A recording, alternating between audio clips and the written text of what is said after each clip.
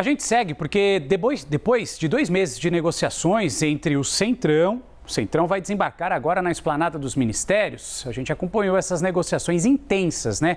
A posse dos novos ministros, ela deve acontecer na próxima quarta-feira, justamente porque Lula está lá no G20. Então, essa posse ela deve acontecer só após a volta de Lula da cúpula do G20. Mas ainda sobraram algumas pontas soltas a serem resolvidas. O ex-ministro de Portos e Aeroportos, Márcio França, vai ganhar a pasta do Ministério de Micro e também Pequenas Empresas. O ministério que não existe será o 38º ministério do governo Lula.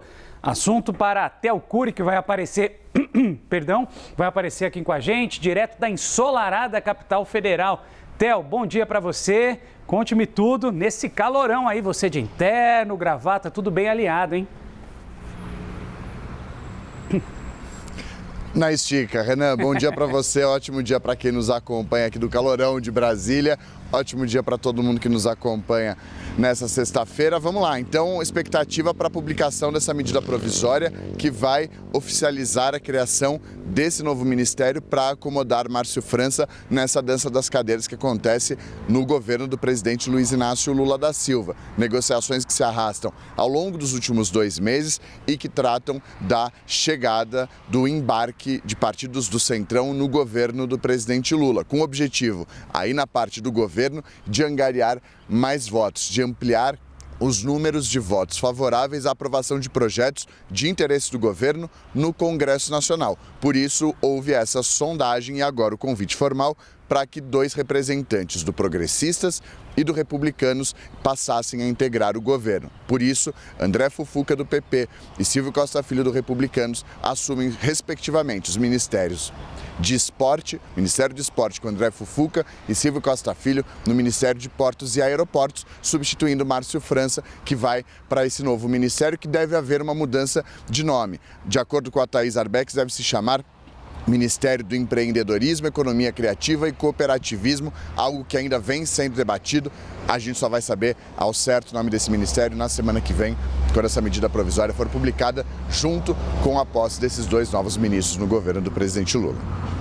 Valeu, Theo Cury, trazendo informações ao vivo da ensolarada capital federal. E eu já estou aqui com a Clarissa e também com ela, Larissa, justamente para a gente entender e se aprofundar um pouquinho mais nessa reforma ministerial. Clarissa, eu começo com você. Será que, de fato, o governo vai ter esse suporte, esse apoio, trazendo o Centrão de perto? Porque os partidos já disseram que não, né? Enfim, o que a gente pode analisar? Vai ter um efeito positivo? Nessa negociação, Renan, a gente não pode tomar por verdade nada do que os partidos estão falando formalmente. Por quê?